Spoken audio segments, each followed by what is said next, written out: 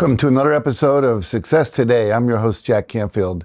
And my guest today is Dr. Pritesh Lohar. He's flown all the way in from India. I'm really excited about that.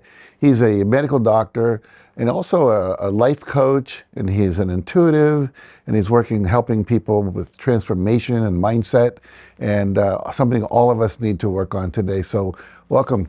Thank you, Jack. Thank you. It's a pleasure being here, and I'm quite honored actually to be sitting next to you and having this discussion. Well, likewise.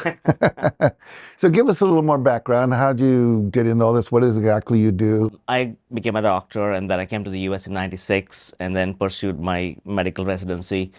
Got into medical oncology, and then spent a few years in Canada. Then went back home to India. So I practiced medical oncology in 3 countries now. Continue to do that now, but I'm also a fellow of the American College of Physicians. Roughly, I would say that 2 years back, if somebody told me like I would be sitting with you having this discussion, I said like that's like not possible because I got work to do. As the way things worked out, I became a life coach, and then I kind of got into my niche of mindset and transformative coaching, and then I help people kind of make progress in their mindset first before going into their intuition, because they need to listen to their intuition to kind of have a complete transformation. So that's what I do now. I practice medicine in the day, and then do coaching by evenings and nights as and when I get time. So what was that moment? Here you are, you're a very successful doctor, and all of a sudden you go, mindset, transformation. Yeah. What was the moment that Yeah. made you to make that decision? It was kind of a troublesome time for me, but 2 years back I was in the US practicing oncology. And then I was like other doctors, working hard, burnout, stress, and then went through a very tough spiritual, emotional, mental, physical experience. I was hospitalized twice in a week. I was like this person in, The Monk Who Sold His Ferrari by Robin Sharma, like Julian, just the same age and same place. And I said, like, what's, I had to question my purpose. Is this what I was born for, just to die in some foreign country, or is there more to it than that, or just going to go back to practicing? So I took a hard look at myself, and then I came up with the fact that I was living my life through a lens of my self-limiting beliefs. So that actually had to change. So I went into this personal transformation mode. And at the same time, I got an offer from Mind Valley to say, well, do you want to become a coach?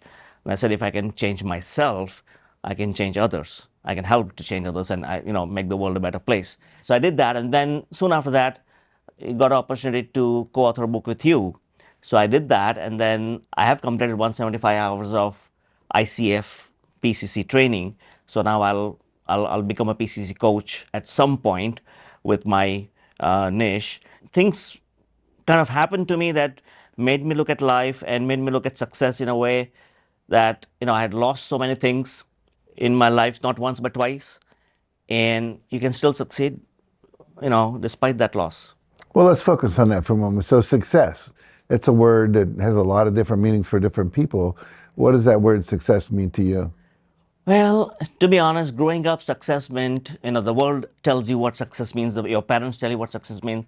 It means you have to have a lot of fame, achievement, wealth, material things. It's like that's success. And then, I've known people who've had that and they died, or they just kind of gone bust. But once this thing happened to me, I started to look at success in a different way. And success for me has several key elements, right? So I want peace of mind. So having a peace of mind is something that you can't buy. You cannot buy with wealth or things like that. But if I have peace of mind, I can do the things that I need to do or I want to do, without having to be pulled in all directions. Second thing is that it's more like my inner fulfillment. So, I want to live a life that's aligned with my values and purposes. The third thing is that since I'm a coach, I want to be impactful with my coaching so that my clients get the best results with their growth and progress. I want to have a balanced work life, personal, professionally, so I can kind of focus on my productivity. I want to have continuous growth and learning, so that's success for me. So I can give that to my clients, and I can evolve without losing my natural self and my energy levels. And finally, I would like to kind of just focus on building deep relationships, deep, authentic relationships that kind of promote my growth and inner joy instead of even if they are a small number of people.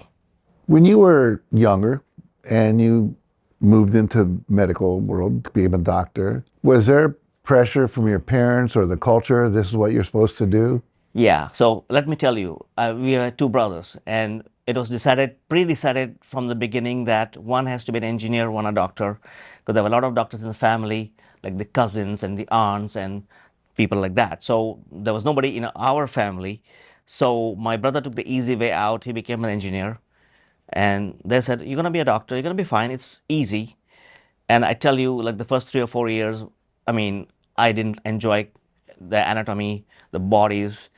And even when I went to residency and became a cancer physician, the first year was really hard with death, dying, responsibilities, things like that. But once I went past that, I really became a good doctor. I mean, I really became a good doctor.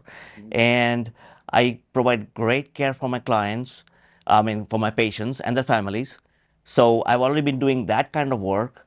And now I have a chance to, do a different kind of work with different kind of people and different kinds of problems. Last time I was in India, someone told me that in India you can only grow up to be one of three things: a doctor, an engineer, or a disappointment to your parents. so, so you were in that. The third one was not an option. So I get that. I get that. I get that. I get that. So now that you're doing mindset work and you're working with people's transformation and beliefs and all of that, talk to us about how do you help people do that? What your coaching practice? What does that look like? right, right. So usually, like, people come to me with a lot of life problems. I don't do relationship coaching for certain reasons, but otherwise, like, there's a lot of life problems, personal, professional problems. So first of all, I like to embody them with a sense of clarity. Okay, so what's your goal? What's your vision setting? So once they have that thing cleared out, then we go down to a strategic plan. I break down that goal into small manageable tasks so they can kind of do their growth and progress. I then kind of instill confidence in them by having them look at their, celebrating the small wins, right? So they celebrate the small wins. They think it's not a big deal. And even I thought for a long time it's not a big deal, but every day people tell me to celebrate my small win. Like, this is not a small win, but obviously there are smaller wins. And then hold them accountable in that sense that, I do regular check-ins, I give them constructive feedback. The other thing I do is provide them supports, resources, eventually have a support network of people who can help them. So those are the kind of salient points that I embody when coaching somebody. They need a lot of support. They need to have a growth mindset, right? So they need to embrace challenges, learn from failures, and resilience training. So, it's like learn from failures or bounce back from failures.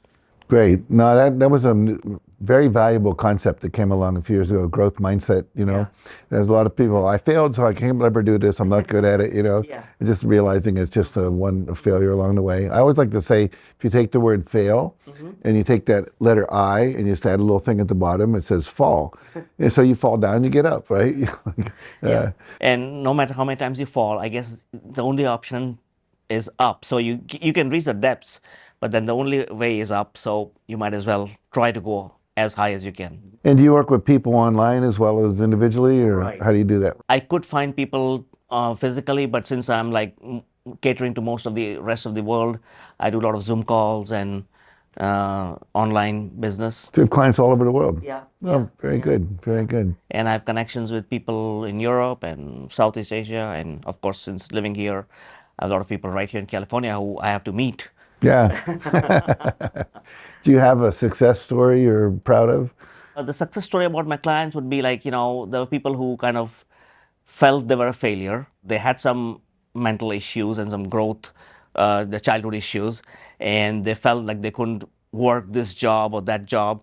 And finally, like, after a lot of counseling, and I wouldn't say counseling, but a lot of like coaching, they kind of felt confident to walk into that space and, be able to work. Now, I'm curious, oncology, mindset.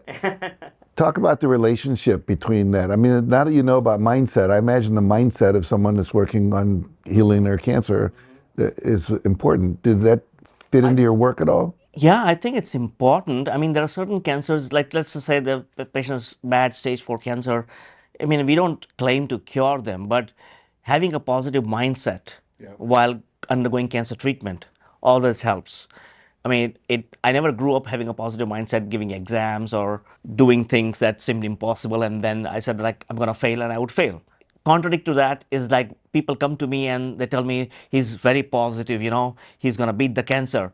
But in my mind, okay, it's like this is a bad one. Okay, I would be happy if he beats the cancer, but realistically looking, we can only achieve this much. So I think there's a cutoff between how much you can do and how much you cannot do. But willpower doesn't really do that. I mean, there is evidence that stress can worsen the cancer or even cause the cancer.